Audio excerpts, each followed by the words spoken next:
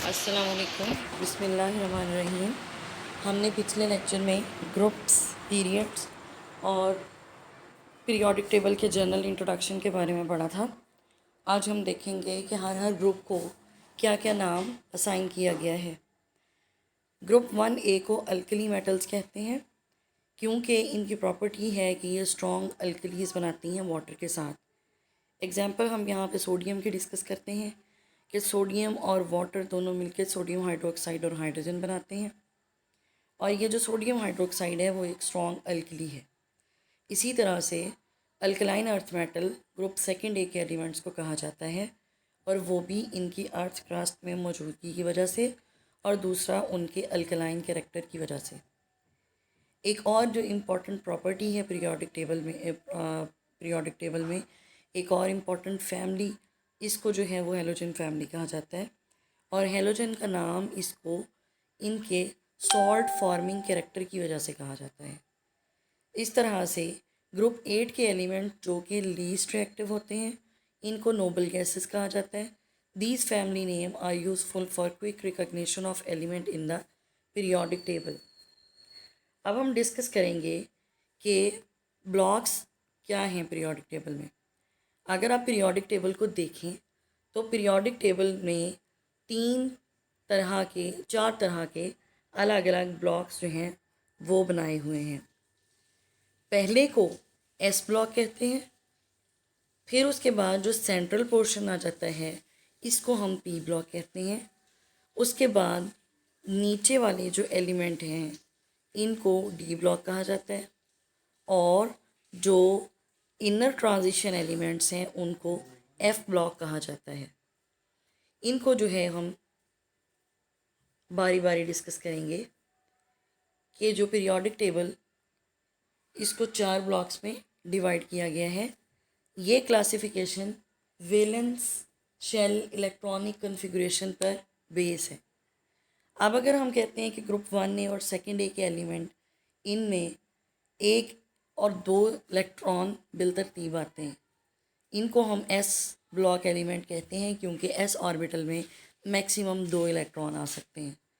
उसके बाद अगर हम बात करें ग्रुप 3 से लेके ग्रुप 8 और उसके सब ग्रुप्स, ये पी ब्लॉक एलिमेंट्स हैं क्योंकि इनके वैलेंस इलेक्ट्रॉन में इसके P1 से लेके P6 तक इलेक्ट्रॉन आते हैं, यानी कि P में टोटल नंबर ऑफ़ इलेक्ट्रॉन 6 आ सकते हैं और ये 1 से लेके 6 तक हैं। इसी तरह से जो ट्रांजिशन एलिमेंट हैं, electron in d orbitals are responsible for their valency, hence they are called d orbital.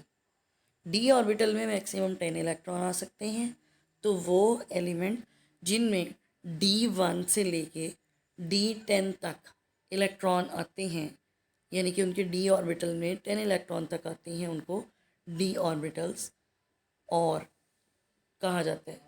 For lanthanide and actinide valence electron जो हैं वो एफ ऑर्बिटल में प्रेजेंट होते हैं, जिनको हम ट्रांजिशन मेटल्स को बाहर निकाल के लिख लेते हैं एक्टिनाइड और लेंथेनाइड सीरीज़, इनको जो है वो हम एफ ब्लॉक एलिमेंट कहते हैं। उसके बाद पीरियोडिक टेबल को एक और तरह से भी क्लासीफाई किया जा सकता है, वो है metals, non metals and metalloid. Metals क्या हैं? वो एलिमेंट जो आसानी से इलेक्ट्रॉन दे सकें, जिनके आउटर मोस्ट में शेल में इलेक्ट्रॉन कम है और वो आसानी से इलेक्ट्रॉन दे सकें, इनको हम मेटल्स कहते हैं। मिसाल के तौर पे ग्रुप 1A के एलिमेंट, उसमें 1 इलेक्ट्रॉन है, आसानी से 1 इलेक्ट्रॉन डोनेट कर सकता है। ग्रुप 2 के एलिमेंट 2A, जिनमें 2 इलेक्ट्रॉन है, वो आसानी से इलेक्ट्रॉन दे सकते हैं। इसी तरह जैसे जैसे हम फ्रॉम लेफ़्ट टू राइट जाएंगे, तो जैसे जैसे एटॉमिक नंबर बढ़ेगा वैसे वैसे जो इसका कैरेक्टर है, मेटेलिक कैरेक्टर, वो कम होता जाएगा और नॉन मेटेलिक कैरेक्टर बढ़ता जाएगा। इसके बाद जो प्रॉपर्टीज़ हैं मेटल्स की और नॉन मेटल्स की दोनों, वो कहाँ पे इकट्ठी होती हैं? मेटलॉइड्स के अंदर। और जो सेंट्रल एलिमेंट होते हैं ग्रुप 4 से लेके ग्रुप 8 तक, ये या टॉप राइट हैंड कॉर्नर पे, इनको नॉन मेटल्स कहा जाता है।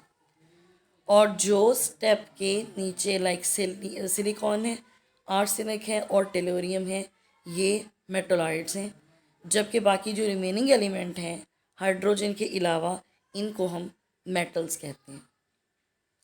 तो अगले लेक्चर में हम पढ़ेंगे इंशाल्लाह पीरियोडिक ट्रेंड इन फिज़िकल प्रॉपर्टीज़। आज के लिए खुदा हाफिज़।